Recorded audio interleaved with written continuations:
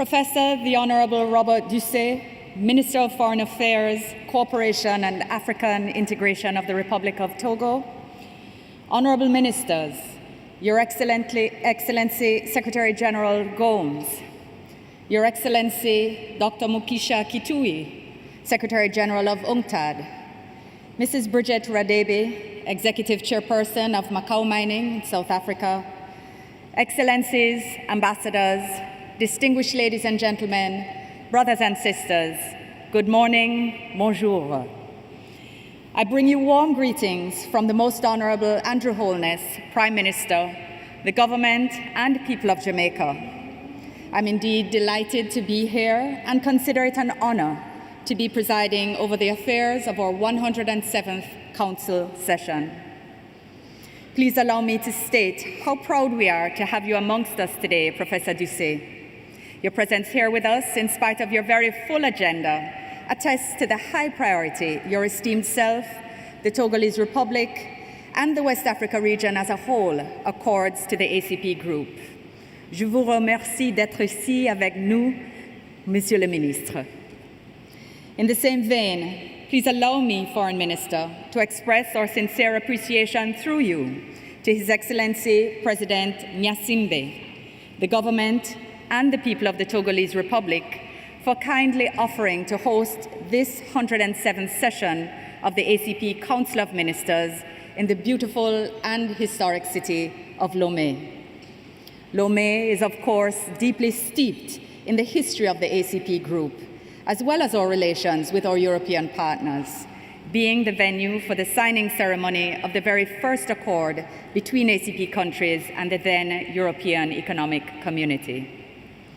Honorable Ministers, Excellencies, our 107th Council session comes at a time when many of our member states are facing serious challenges, be they natural or man-made. The pressing security challenges in several of our member states in Africa, the vexed question of migration, as well as the devastating effects of climate change in the Caribbean and Pacific, pose serious threats to the achievement of the growth and development goals we have set ourselves, as well as those to which we have subscribed globally. Elsewhere, significant fluctuations in the world market price of oil and other commodities exported by ACP countries have resulted in revenue shortfalls and budget deficits that threaten the stated development objectives of our member states in the short and medium term. We also have within our territories large youth populations, a daunting reminder of the need to employ them so as to maximize their contribution to our societies, as well as to address the urgent need to fight the scourges of radicalization and terrorism in all their manifestations. Honorable Ministers, Excellencies, notwithstanding these indisputable challenges, we all have good reason for hope and optimism. On the political front, many of our countries have successfully held elections recently at the presidential, legislative, and local government levels, effecting stable democratic transfers of power. On the economic front, many of our countries are actively implementing reforms, giving rise to green shoots of growth for some, and economies in full bloom for others. Furthermore, those same vulnerable young people I just spoke about in need of employment are also a great resource, a body of future entrepreneurs, a great potential source of creative energy and innovation, only waiting to be harnessed by visionary leaders.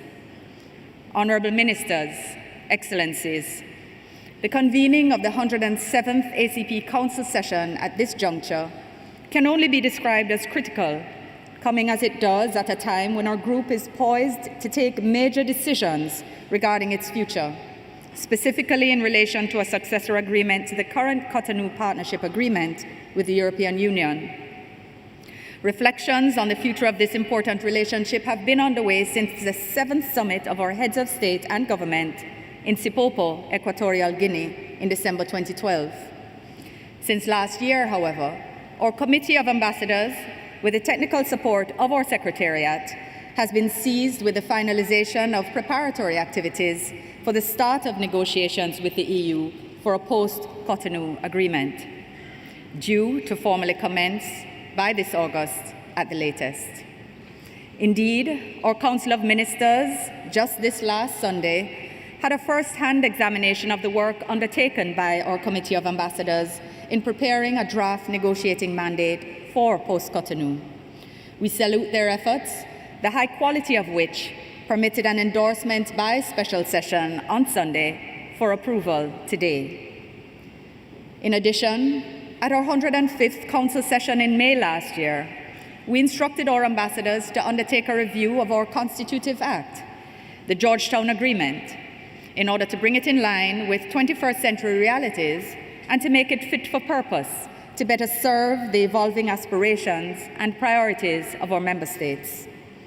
Of particular importance is the need to reinforce cooperation amongst ourselves as ACP member states, diversifying our partnerships in addition to the European Union, opening possibilities for new like-minded members, enhancing our financial self-reliance, and making our institutions leaner and more efficient. I'm reliably informed that we will be receiving a status update from our ambassadors on this important assignment. Finally, our 107th Council session will receive reports from the Ministerial Consultations on Commodities, as well as the Ministerial Committee on Development Finance Cooperation, among others. Honourable Ministers, Excellencies, in concluding, please allow me to thank the Chair of the Committee of Ambassadors, my own compatriot, Her Excellency Mrs. Sheila Sealy Monteith, as well as each and every member of the Committee of Ambassadors as a whole, for the hard work undertaken to implement the decisions we made during our previous sessions. Our appreciation also extends to the staff members of the Secretariat, led by Secretary General Gomes, who continue to provide the technical support that is indispensable for the Committee of Ambassadors to implement our decisions. I'm reliably informed that once again they have worked tirelessly to prepare for our Council meeting. We truly appreciate their efforts. Honourable Ministers, Excellencies, as you can see, we have a full agenda ahead of us. So I will wrap up with a quote I wish to share. The vision must be followed by the venture. It is not enough to stare at the steps. We must step up the steps. And if I may add, the time to step up the stairs is now. Excellencies, I thank you.